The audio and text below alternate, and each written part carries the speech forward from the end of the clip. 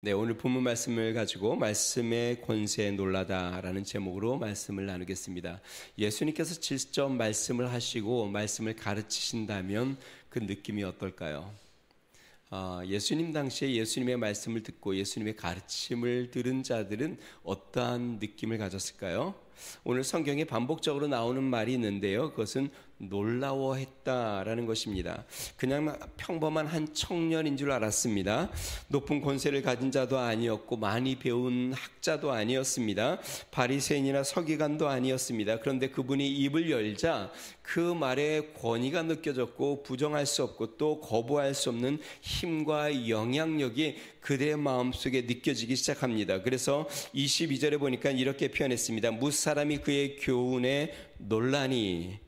27절에는요, 다 놀라 서로 물어 이르되. 예수님의 말씀을 듣고 예수님이 행하시는 일들을 보고 사람들이 놀라워했다라고 이야기합니다. 결국 어떻게 됐을까요? 오늘 본 말씀 28절은 이렇게 이야기합니다. 예수의 소문이 온 갈릴리 사방에 퍼지더라.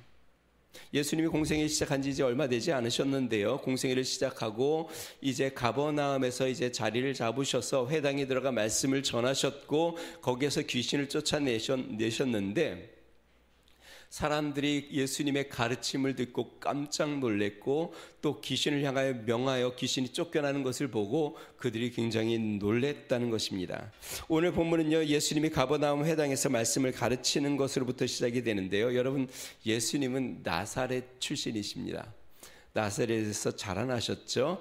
본래 예수님은 베들레헴에서 태어나셨습니다. 그런데 헤롯 왕이 아기 예수를 죽인다는 이야기를 이제 천사의 지시를 받고 잠시 애굽으로 피신해 가십니다. 그리고 헤롯 왕이 죽은 다음에 하나님의 성령의 지시를 받아 다시 이제 돌아오게 되는데 베들레헴으로 가는 것이 이제 마음이 불편하여 어디로 갔냐면 이스라엘의 북쪽 지방인 갈릴리 지방으로 가게 됩니다. 갈릴리 지방의 나사렛이라는 동네에 가서 그 요셉과 마리아가 아기 예수님을 이끌고 거기에서 이제 자리를 잡아서 거기서 생활을 하고 예수님이 거기서 자라나셨습니다.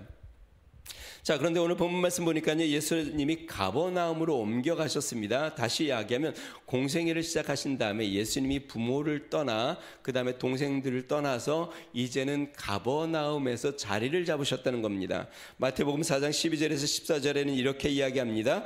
예수께서 요한이 잡혔음을 들으시고 갈릴리로 물러가셨다가 나사렛을 떠나 수불론과 납달리 지경 해변에 있는 가버나움에 가서 사시니 이는 선지자 이사야를 통하여 하신 말씀을 이루려 하심이라. 다시 이야기하면 요한이 잡혔다는 말을 들으셨다. 그러니까 침례 요한이 이제 잡히셔서 감옥에 이제 들어갔다는 이야기를 들으셨습니다. 그 말은 뭐냐면 예수님이 침례를 받으신 후에 요한이 붙잡혔고 그 이야기를 들은 예수님이 갈릴리로 나사렛으로 가셨습니다. 그러다가 이제 나사렛에서 가버나움으로 옮겨가셨다고 성경은 이야기합니다. 나사렛에서 가버나움은 약 50km 정도 떨어졌는데요. 먼저 갈릴리는 수원 우리 면적의 한 10배가 좀 넘는 면적이 됩니다. 그러니까 갈릴리가 적은 지역이 아니죠. 그리고 이 갈릴리에는 나사렛이라는 동네가 있었고 이 나사렛은 아까 얘기한 대로 예수님이 어릴 때부터 그리고 청년 때까지 부모 밑에서 자라났던 곳이 나사렛이고 가버나움은 갈릴리 호수 쪽에 붙어 있는 동네로서 거기에서 베드로의 집 베드로와 야고보 형제죠. 집이 거기도 있었고 거기서 또 제자들과 함께 배를 타시면서 많은 이적과 말씀을 가르쳤던 곳이 가버나움입니다. 그러니까 예수님이 공생애를 시작하시면서 갈릴리에서 이제 가버나움으로 거기에서 사시기 시작하신 것이죠. 자, 예수님이 이제 가버나움의 회당에 들어가셔서 말씀을 가르친 내용이 오늘 본문 내용입니다. 어떤 일이 일어났을까요? 크게 두 가지를 봅니다. 먼저 첫 번째는요, 사람들이 예수님의 말씀의 권위에 놀라워했다라는 것입니다. 21절과 22절 우리 같이 한번 읽어보겠습니다. 21절 22절입니다. 짓습니다. 시작. 그들이 가버나움에 들어가니라. 예수께서 곧 안식일에 회당에 들어가 가르치심에 뭇사람이 그의 교훈에 놀라니 이는 그가 가르치는 것이 권위 있는 자와 같고 서기관들과 같이 아니함일러라. 예수님이 가버나움에 들어가시자 곧 안식일에 가르치셨다. 예수님께서 이제 가버나움에 들어가셔서 이제 쉼 없이 곧 바로 회당에 들어가서 말씀을 가르치는데요. 그 말씀을 들은 사람들, 회당에 모여든 사람들이 예수님의 말씀을 듣고 다들 놀라워했다라고 이야기합니다. 왜 놀라워했을까요? 서기관들이 가르치는 것과 달랐다라는 것입니다. 여러분, 회당에 대해서 먼저 좀 제가 잠깐 설명하겠습니다. 왜냐하면 앞으로 계속 나올 거니까. 이스라엘은 예루살렘에 성전이 있습니다. 거기에 이제 제사장들이 섬기기도 하고 그렇죠. 그런데 이 이스라엘 원근 각처에서 매 주일 성전에 가서 예배를 드릴 수는 없습니다. 거리가 머니까 며칠 길을 가기도 하고 하니까. 그래서 각 지역마다 회당이라는 곳이 있어서 안식일마다 거기서 모여서 예배를 드리고 또 율법을 가르치고 배우는 곳이 바로 회당입니다. 그 회당을 전체적으로 주관하는 사람은 회당장이라는 사람이 있고요. 이 회당장은 안식일 때마다 자격이 있는 사람을 청하여 말씀을 듣거나 가르침을 받기도 하였습니다. 자, 그런데 예수님이 이제 이 가버나움 회당에서 말씀을 가르치시는 겁니다. 자, 그런데 이 말씀을 들은 사람들이 깜짝 놀랍니다. 보통 이 회당에서 말씀을 가르치는 사람들은 바리새인이나 서기관들이 주로 말씀을 가르쳤는데, 그런데 예수님의 말씀을 들어보니까 서기관들과 같지 않고 굉장히 권위 있는 말씀을 전했다는 겁니다. 말씀에 권위가 있다는 게 도대체 어떤 것일까요? 왜 이들은 서기관과 같지 않은 예수님의 말씀에 권위가 느껴졌을까요? 그것은 권위가 있다라는 말은 예수님의 말씀이 설득력이 있거나 아니면 말씀을 위트 있게 재미있게 하셨거나 아니면 감정에 호소하여 사람들에게 공감을 얻었다는 뜻이 아닙니다. 예수님의 말씀을 들을 때에 뭔가 권세가 느껴졌고 능력이 느껴졌고 힘이 느껴졌다는 것이죠. 여러분, 서기관은요 하나님의 말씀에 대해서 가르쳤고 예수님은 하나님의 말씀 자체이십니다. 다시요. 서기관들은 성경은 예수님이 이렇게 얘기했어요. 성경은 나에 대해서 한 이야기다라고 이야기했습니다. 다시 이야기하면 서기관들이 가르치는 것은 하나님의 말씀 또 메시아에 대한 결국 예수 그리스도에 대하여 가르친 것인데 그 예수님 말씀 자체이신 예수님이 직접 말씀을 하고 계시는 겁니다. 이런 거와 같아요. 아주 똑같은 건 아니지만 제가 비유를 하나 들어볼게요. 제가 설교 중에 빌 게이츠가 한 말을 인용해서 이야기했다고 한번 생각해 봅시다. 그것을 듣는 여러분의 느낌과 실제로 빌 게이츠가 여기 와서 그 말을 한다고 한번 생각해 봅시다. 느낌이 같을까요? 아마 전혀 다른 느낌을 갖겠죠. 예수님은 말씀 자체이십니다. 그 말씀 자체이신 주님이 말씀을 하고 계시는 겁니다. 그러니까 그 말씀에 대해서 풀어서 설명하려고 하는 서기관들과 말씀 자체이신 그 주님이 말씀을 하시는 것과는 전혀 다른 것이죠. 그러니까 그 말씀을 들을 때 그들 마음속에 권세가 느껴졌고 능력이 느껴졌고 힘이 느껴진 것입니다. 사도 요한은 이거에 대해서 이렇게 이야기합니다. 요한복음 시작하면서 1장 1절부터 이렇게 이야기합니다. 태초에 말씀이 계시니라. 이 말씀이 하나님과 함께 계셨으니 이 말씀은 곧 하나님이시니라. 그가 태초에 하나님과 함께 계셨고 만물이 그로 말미암아 지은 바 되었으니 지은 것이 하나도 그가 없이 된 것이 없느니라.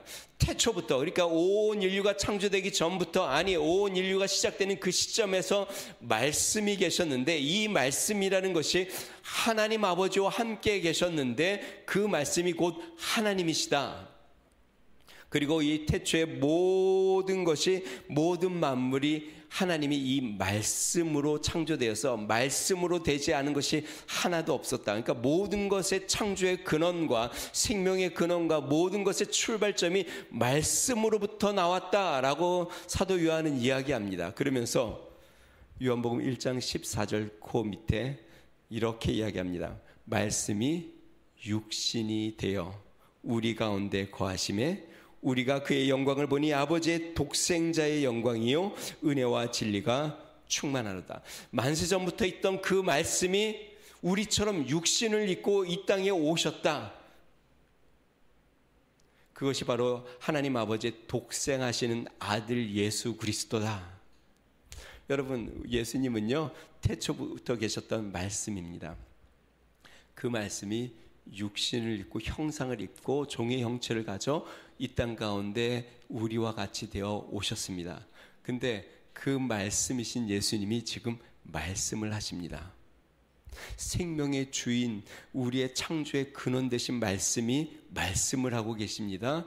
온 우주의 출발점이요 모든 것의 생명의 근원이시고 하나님의 본체이신 말씀이신 그분이 육신을 입고 오셔서 말씀을 하십니다. 그 말씀을 들을 때 그 느낌이 어떻을까요? 거부할 수 없는 권세와 능력이 느껴지기 시작합니다. 그 말씀은 서기관들이나 다른 종교 지도자들이 하는 말과는 전혀 다릅니다. 그들도 성경을 이야기하고 있고 성경을 풀고 있지만 예수님의 입에서 나오는 그 말씀 자체이신 그분이 말씀하시는 것과는 너무나도 다른 것이죠. 그래서 그들의 그 예수님의 말씀을 들을 때에 권위, 권세, 힘과 능력, 자신을 변화시키고 새롭게 하고 자신의 마음의 혼과 영과 간절과 모든 것을 찔러 쪼개기까지 하고 자신의 마음을 변화시키는 능력의 말씀이 그들에게 다가오는 것입니다. 사랑하는 성도 여러분, 말씀은 우리 주님이십니다. 말씀을 듣는 것은 우리 주님을 듣는 것입니다. 말씀에 감동을 받는 것은 주님께 감동을 받는 것입니다. 말씀을 들으면서 찔림을 받는 것은 주님의 말씀에 찔림, 주님으로 말미암아 찔림을 얻는 것입니다. 자, 그러면 왜 예수님의 말씀에 권능이 있을까요? 예수님의 말씀은 영이요 생명이기 때문에 그렇습니다. 예수님의 말씀은 단지 지적인 것이나 이성적인 말씀이 아닙니다. 단지 감정에 호소하는 말씀이 아닙니다. 여러분, 요즘 설교의 트렌드는 공감하는 설교라고 보통 많이 이야기합니다. 이전에는요 설교의 트렌드가 지적인 설교가 많이 인기를 얻었습니다. 사람들이 많이 추구하고 또 좋아하는 설교가, 그래서 옛날엔 이동원 목사님이 한참 이 한국 교계에 말씀의 붐을 일으켰죠. 말씀을 굉장히 지적으로 잘 해석하고 또 잘 설명하고 잘 가르치고 교사처럼 성경 말씀을 잘 쪼개어 잘 설명하고 가르치는 그러한 교사와 같은 그러한 설교가 굉장히 사람들이 좋아했던 설교인데, 요즘은 마음에 공감이 되는 설교, 또 마음에 감동이 오는 설교를 사람들이 많이 좋아합니다. 그런데 여러분, 지적인 설교나 공감하는 설교든 이것이 영적인 설교가 되지 않으면 하나님의 역사가 나타나지 않습니다. 아무리 성경 지식을 잘 이해하게 되고 깨닫게 되고 또 성경을 잘 풀어준다고 해도 그 안에 영적인 생명력이 있지 않으면, 우리가 말씀을 듣는 것은 우리의 지식이 듣는 것도 아니고 우리의 감정이 듣는 게 아니라 내 안에 살아있는 내 영혼이, 영적인 생명이 말씀으로 말미암아 영적인 영의 양식, 영의 생명을 공급받는 겁니다. 여러분, 우리의 눈에는 보이지 않지만 우리의 육체도 때로는 연약하면 생명력이 약해지지 않습니까? 피곤하고 지치고 또 나약하고 병들기도 하고, 우리 안에 영적인 생명도 영적인 생명이 공급되지 않으면 우리의 영혼은 나약해집니다. 우리의 영혼에 병이 들기도 합니다. 우리의 영혼의 생명력이 허약해져서 생명력을 잃어가기도 합니다. 그런데 이 영적인 생명은 생명의 말씀이 들어올 때에, 영적인 영양소와 영적인 생명의 공급이 말씀을 통하여 영의 생명이 들어왔을 때 우리의 영적인 생명에는 힘을 얻고 생명력을 얻어 그리스도의 생명으로 충만해지는 것입니다. 그것은 지적인 깨달음으로 되는 게 아닙니다. 마음의 그냥 감정적인 위로로 되는 것이 아닙니다. 살리는 영이신 말씀이 우리 안에 들어올 때에 영적인 생명의 생명력을 얻고 영적인 생명의 충만함으로 가득 차는 것이죠. 그래서 예수님이 이렇게 이야기했습니다. 요한복음 6장 63절에 살리는 것은 영이니 육은 무익하니라. 내가 너희에게 이른 말은 영이요 생명이니라. 주님의 말씀에 이 모였던 무리들이 뭔가 굉장히 놀란 이유는요, 예수님의 말씀이 성경에 박식한 지식이 뛰어나고 성경에 아주 처음부터 끝까지 잘 꿰뚫고 지식적으로 잘 설명을 하고 아니면 그들의 마음의 감정을 잘 터치해줘서가 아닙니다.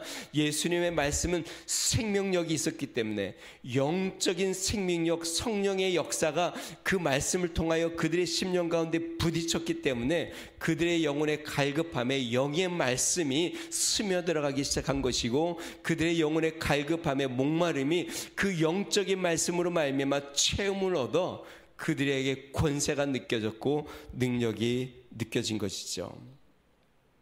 사랑하는 성도 여러분, 우리 영혼의 속삭이는 주님의 말씀을 들으시기를 주의 이름으로 축원드립니다. 내 영혼에 말씀하시는 하나님의 음성과 주의 말씀이 오늘 설교를 통하여 또 여러분의 매일의 삶 가운데 또 여러분의 기도 가운데 주의 음성이 들려지시기를 주님으로 축원드립니다. 주님의 말씀이 왜 우리에게 잘 들리지 않을까요? 실제로 주님의 말씀을 잘 듣지 못하게 하는 방해물이 있는데요, 대표적인 것은 많은 생각들입니다. 내 안에 나의 많은 생각들이 또 세상의 많은 근심과 염려와 세상의 계획과 수많은 생각들이 하나님의 음성을 듣지 못하게 합니다. 여러분, 우리는 어떤 소리에 귀를 기울이냐에 따라서 그 소리를 듣게 되는데요, 전에 한번 제가 예화를 했던 내용인데 아주 적합하니까 제가 한번 더 해보겠습니다. 한 인디언이 도시에 사는 백인 친구를 찾아서 만나게 되었습니다. 혼잡스러운 이 도시의 거리를 걷던 이 인디언이 갑자기 가던 길을 멈추더니 친구에게 이렇게 이야기합니다. 어디서 귀뚜라미가 울고 있다. 그랬더니 이 백인 청년이 웃으면서, 야, 무슨 이런 도시에 귀뚜라미가 있어. 그랬더니 인디언이 막 주위를 살펴보더니 정말 귀뚜라미 한 마리를 발견해냈습니다. 그랬더니 백인 친구가 약간 놀라면서 이런 이야기를 합니다. 자네가 귀뚜라미 소리를 듣는 것은 어쩌면 너무나도 당연하네. 자네 같은 인디언은 우리 도시에 사는 우리들보다 귀가 더 밝지 않은가. 그랬더니 이 인디언이 씩 웃더니 주머니에서 동전 하나를 이렇게 꺼냅니다.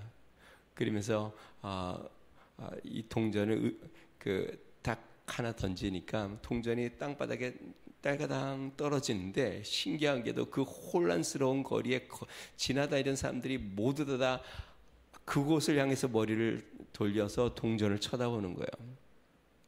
인디언이 동전을 주시면서 그 친구에게 이렇게 이야기합니다. 귀뚜라미 소리를 들은 사람은 나밖에 없네. 인디언이 도시에 사는 사람들보다 귀가 밝아서가 아니라 사람은 의례 관심 있는 쪽으로 잘 듣게 마련이네. 그러니까 귀뚜라미 소리가 작아서 못 들은 것도 아니고 동전 소리가 커서 동전에서 떨어진 소리를 다 들은 것이 아니라 사람들이 관심 있는 소리가 들려온다. 여러분, 하나님께서 우리에게 말씀하시지 않는 게 아닙니다. 주님은 끊임없이 우리에게 말씀하십니다. 우리의 매일매일 삶 가운데 순간순간 우리의 영혼에 말씀을 하십니다. 그런데 우리 안에 내 생각이 너무 많고 또 세상에 대한 염려도 많고 내 계획도 많고 나의 목표도 많고 세상에 꿈꾸는 일도 너무 많고 세상의 것들로 내 마음속에 듣고자 하는 또 생각하는 것들이 너무 많다 보니 자신의 소리만 들리고 주님의 소리가 전혀 잘 안 들리는 것이죠. 주님이 말씀을 하시지 않는 게 아니죠. 때로 소란스러운 곳에서 대화를 하려면요, 창문을 닫아야 되겠죠. 창문을 닫아야 상대방에게 집중을 할 수도 있고 또 그 사람이 이야기하는 소리를 명확하게 들을 수 있겠죠. 성도 여러분, 영의 소리를 듣기 위해서 세상의 창문을 닫아야 합니다.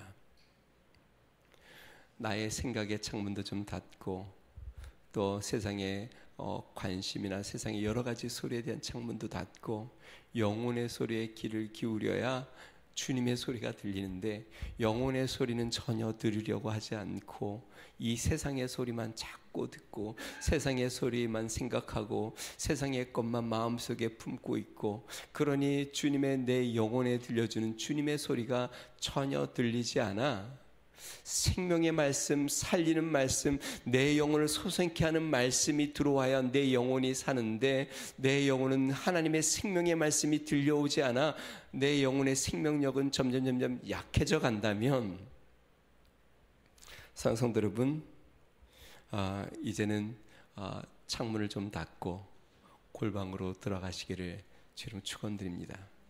예수님이 이렇게 이야기했습니다. 마태복음 6장 6절, 너는 기도할 때 내 골방에 들어가 문을 닫고 은밀한 중에 계신 내 아버지께 기도하라.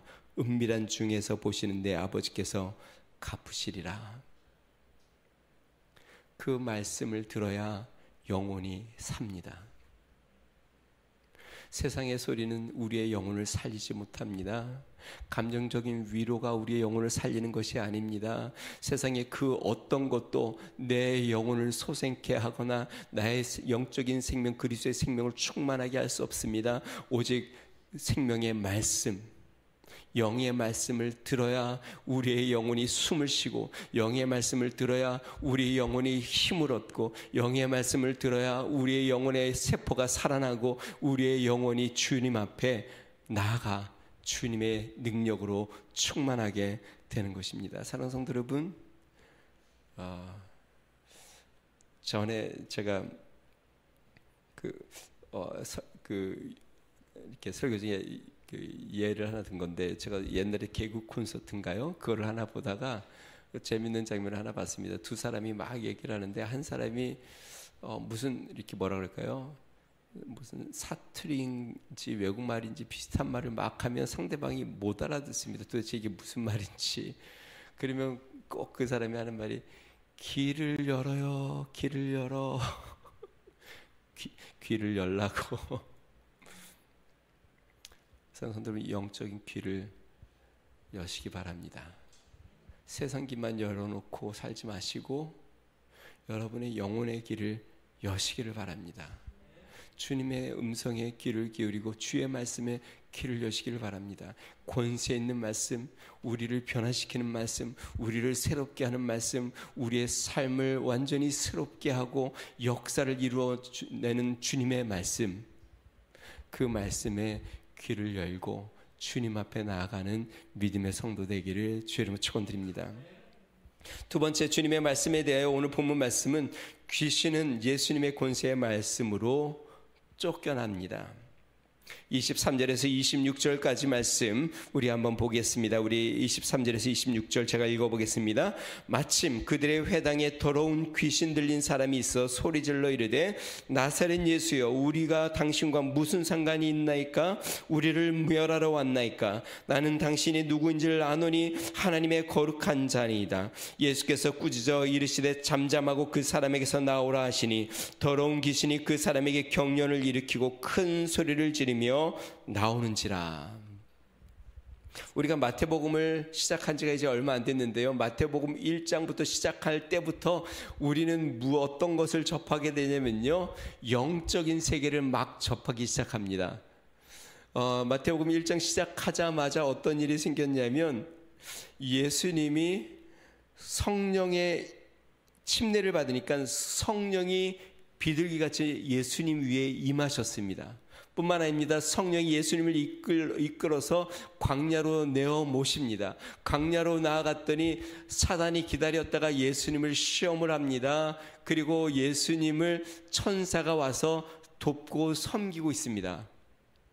여러분, 우리 일생삶에서 전혀 우리가 잘 말하지 않는 성령, 그 다음에 사탄, 그 다음에 천사, 끊임없이 1장부터 시작해서 영적인 세계가 쫙 펼쳐지기 시작합니다. 그런데 오늘 성경에 또 하나의 영적인 세계가 나오는데 귀신이 또 나옵니다.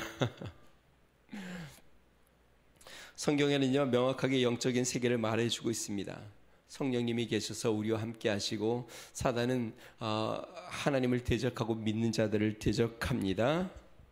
또 거룩한 일꾼으로 천사들이 성도를 돕고 또 사단의 부하들로 성도들을 괴롭히는 귀신이라는 것이 또 성경에 있습니다. 자, 그럼 제가 여쭤볼게요. 예수님을 믿는 우리들도 사단, 귀신, 악한 영들의 영향을 받을까요? 예수님을 믿으면 귀신의 영향력에서 완전히 벗어나는 걸까요? 사도 베드로가 이렇게 이야기합니다. 베드로전서 5장 8절 9절 근신하라 깨어라 너희 대적 마귀가 우는 사자같이 두루다니며 삼킬 자를 찾나니 너희는 믿음을 굳건하게 하여 그를 대적하라. 이는 세상에 있는 너희 형제들도 동일한 고난을 당하는 줄을 알미라.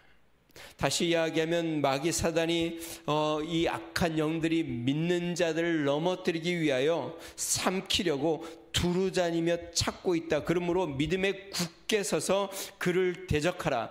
다시 이야기하면 반대로 이야기하면 우리가 믿음에 굳게 서지 못하면 그를 굳게 서서 대적하지 못하면 사단에게 삼킴바 된다라는 것입니다. 여기 표현이 재밌습니다.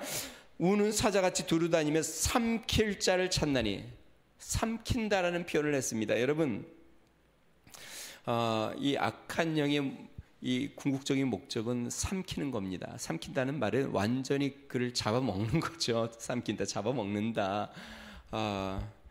이 영적인 것에 단계가 있는데요. 첫 번째는 유혹하는 단계입니다. 그런데 이 유혹에 넘어가면 어떻게 하냐면 악한 영이 안으로 들어갑니다. 성경에 많이 나오죠. 귀신이 그 안에 들어가 있다라는 표현들이 많이 나오죠. 악한 영이 그 안에 들어가게 됩니다. 그리고 그 귀신이 안에 들어와서 오래 그 안에 내어쫓지 않고 머물러 거기서 거하게 하면 이 귀신이 그 안에서 진을 칩니다. 견고하게 마치 꽈리를 틀듯이 견고한 진을 터버립니다. 근데 이 견고한 진을 터버리면 그러면 여기에서 벗어나기가 어렵습니다. 강한 진을 쳐졌기 때문에 예를 들어서 미움의 귀신이 들어와서 내 마음에 계속 그것을 내가 버리지 않고 계속 그 미움을 품고 살면 미움의 견고한 진이 생기죠. 그러면 이 미움에서 벗어나기가 어렵습니다. 그 사람을 사랑하기가 참 어렵습니다. 용서하기가 어렵습니다. 이 미움에 사로잡히게 되고 미움의 노예가 되는 것이죠. 자, 그런데요, 흥미로운 것은 귀신이 그렇게 자리를 잡으면요, 다른 귀신을 또 불러옵니다. 성경에 나오죠. 한 귀신이 쫓겨났습니다. 근데 거할 것을 찾지 못하고 다시 와 보니까 이미 다 그 안이 깨끗하게 소지가 되어 있고 그 안에 아무것도 채워놓지 않았어요. 그랬더니 이 귀신이 어떻게 해요? 가서 다른 귀신을 더 불러다가 그 안에 들어옵니다. 그래서 성경에 보니까 그 나중 형편이 처음 형편보다 더 험해졌다라고 성경이 이야기합니다. 그러니까 다시 이야기하면 귀신이 자리를 잡으면 혼자 있는 게 아니라 야, 너도 일로 들어와. 너도 일로 들어와. 그래서 귀신을 끌어들인다는 것이죠. 자, 우리가 여기서 이해할 수 있는 게 있습니다. 무엇이냐면 몇 가지 생각해 볼 수 있는데요. 이 뭔가 귀신에 사로잡히는 거에도 정도가 있다는 것을 알 수 있고 사로잡힌 정도의 차이가 있고 뿐만 아니라 여러 귀신이 한꺼번에 들어올 수 있다는 것을 우리가 알 수 있습니다. 자, 오늘 본문에 보니까요, 귀신 들린 자가 지금 어디에 있냐면 회당에 들어와 있습니다. 왜 귀신 들린 자가 회당에 들어왔을까? 예배하고 하나님의 말씀을 나누고 찬양을 하고 말씀을 가르치는 곳에 왜 회당에 와 있을까? 여러분, 교회에 귀신 들린 사람들이 들어올까요?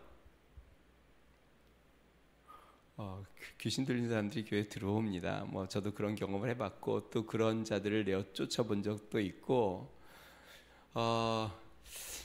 아마 그런 것 같아요. 이 내면의 예수님을 알고 또 귀신이 들어왔는데 내면의 갈등이 있어 그 귀신을 내어 쫓고 싶지 않은 자신의 입으로 하지 못하고 영적인 갈급함은 있고 그래서 아마 교회로 오지 않나 싶은 생각들이 듭니다.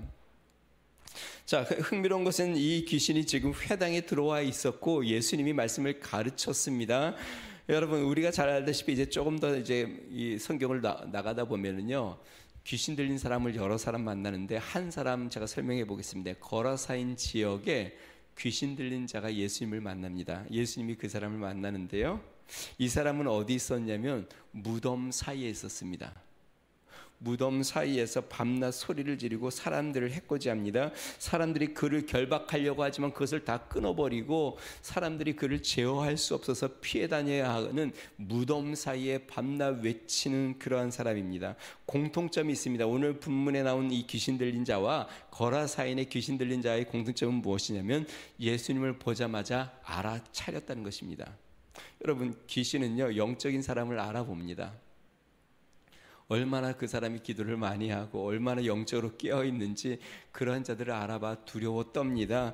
예수님을 알아보았고 그들도 이 두 귀신이 동일한 말을 합니다. 뭐라고 이야기하냐면 우리와 무슨 상관이 있습니까? 우리를 괴롭히려고 오셨습니까? 그러니까 예수님 앞에 두려워 떨었다는 것이죠. 자, 그러면 차이는 뭘까요? 오늘 본문에 나오는 이 귀신 들린 자는 지금 회당에서 하나님 예수님의 말씀을 듣고 있었고 거라사인은 무덤 사이에서 지냈다는 것이에요. 왜 이런 차이가 있었을까?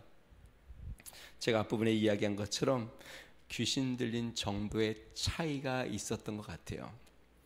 거라사인의 귀신에 대해서 성경에 해석을 해놨습니다. 예수님이 너의 이름이 무엇이냐? 그랬더니 거라사인 귀신이 뭐라고 이야기하죠? 군대입니다. 우리가 여기 많이 들어와 있습니다.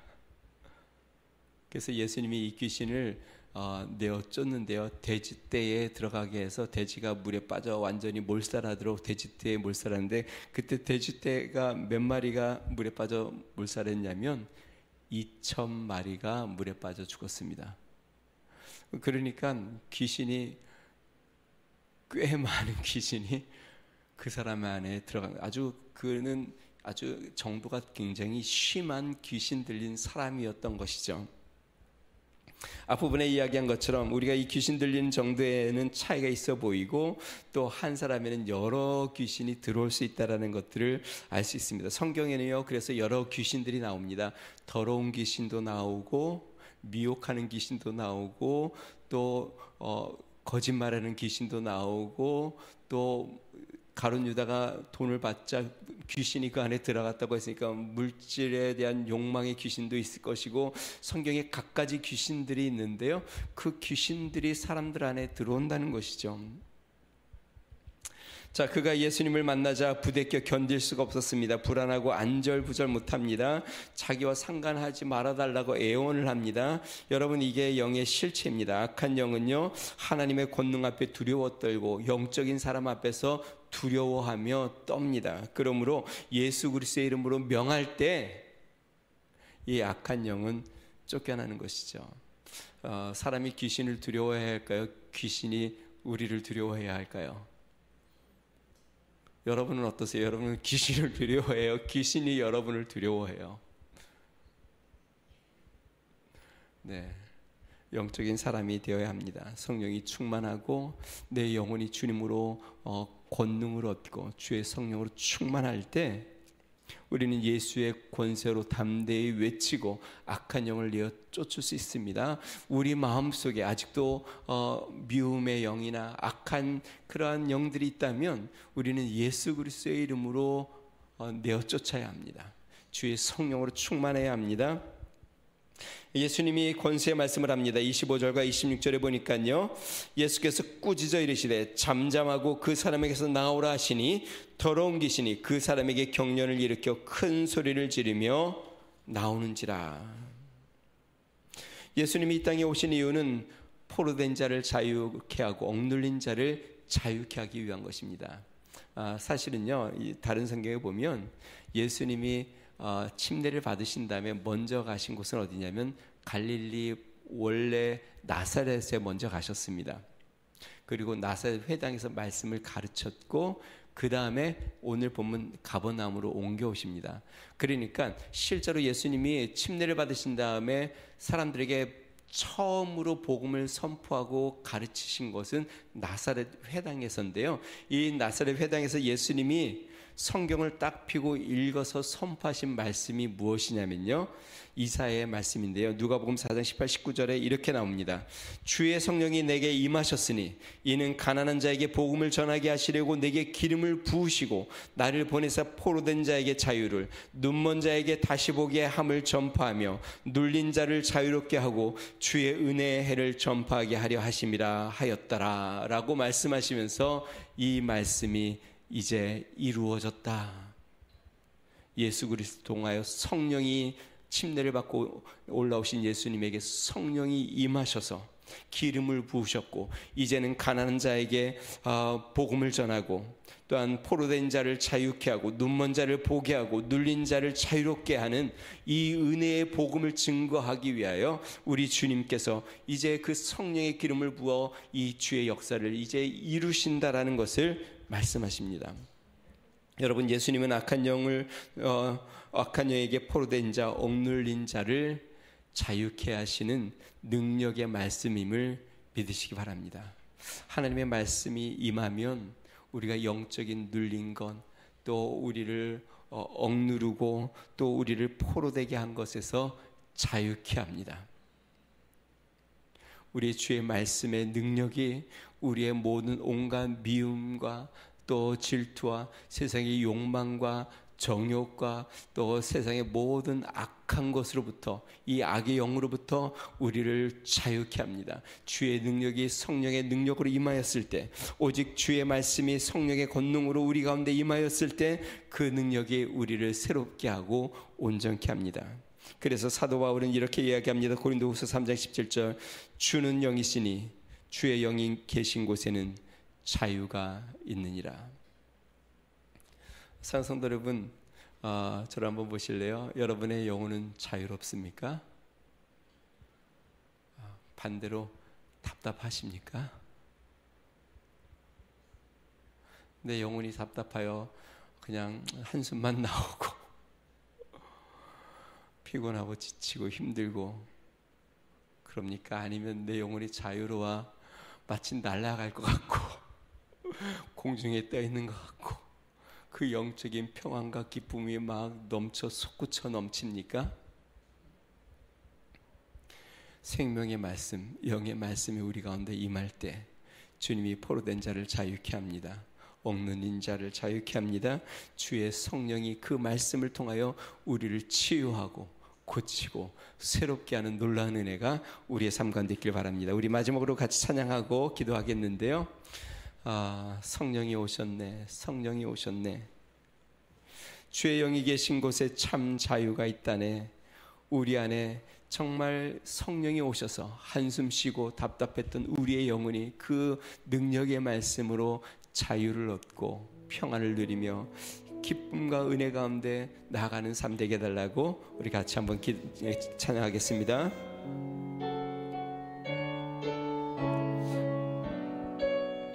우리 가슴에 손을 얹고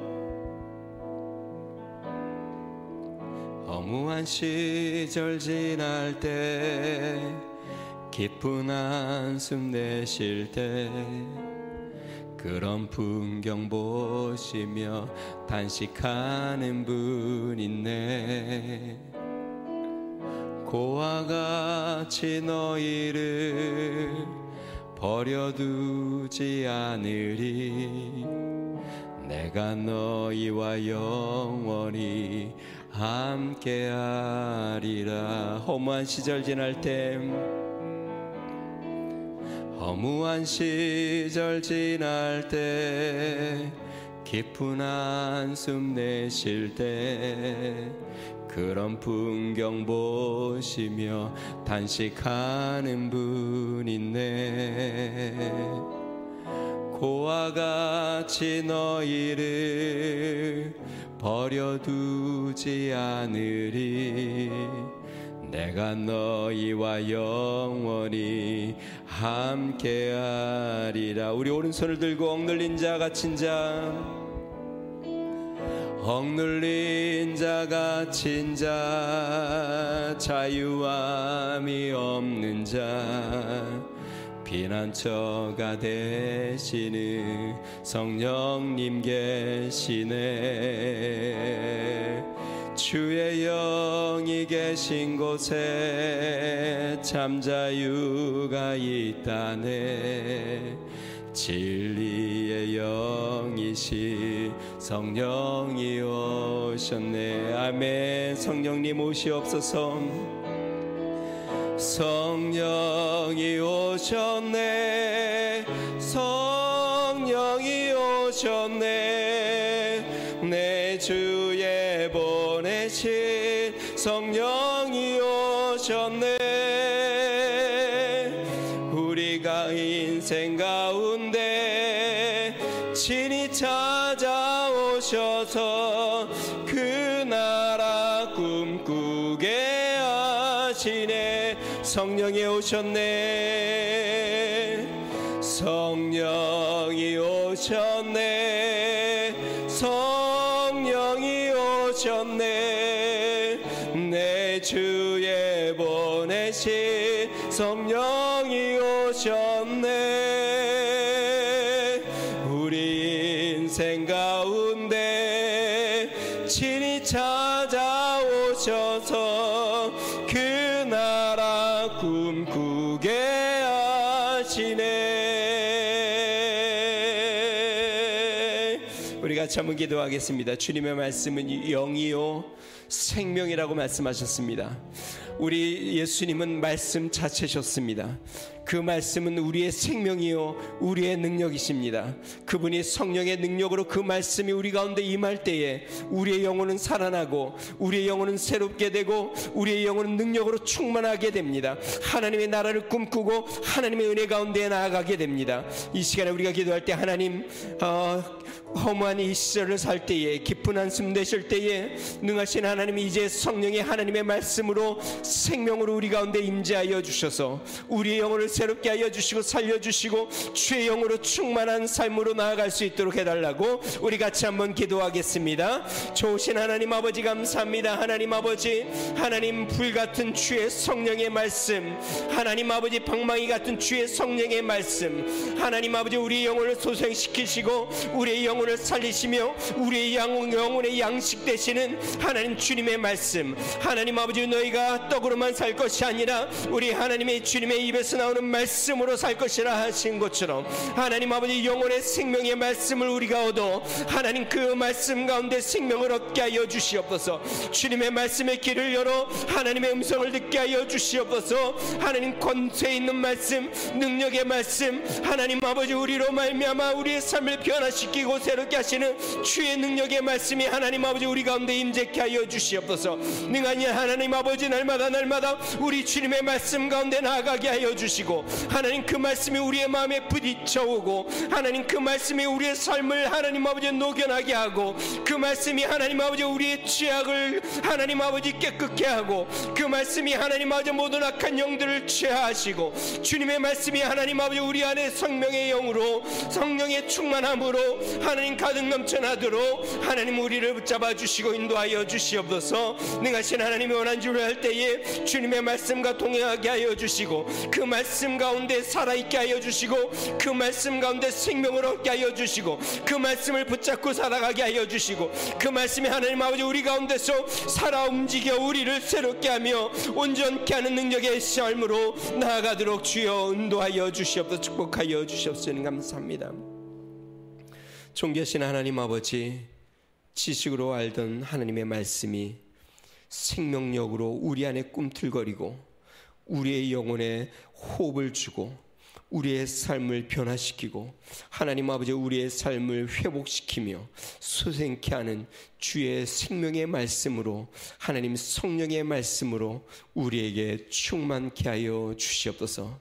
하나님 아버지 세상으로 길을 열고 하나님의 영혼의 소리에 길을 닫았던 우리가 하나님 아버지 이제는 하나님 아버지 세상의 길을 닫고 하나님의 음성의 길을 열어 영혼의 소리를 듣고 생명의 소리를 듣고 주님의 말씀에 귀를 기울여 주님 앞에 나아가도록 은혜를 베풀어 주시옵소서.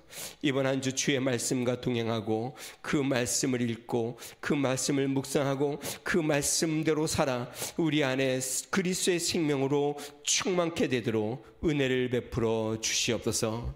이제는 우리 주 예수 그리스도의 은혜와 하나님 아버지의 무한하신 사랑과 성령님의 감동, 감화, 내주 충만케 하신 은총이 생명의 영의 말씀으로 소생케 되어 주님을 기뻐하며 자유함과 즐거움으로 주의 성령의 충만함으로 주님 앞에 나아가기를 소망하는 믿음의 성도, 가정과 교회와 나라와 민족 위에 이제로부터 영원토록 함께 하시기를 간절히 축원하옵나이다. 아멘.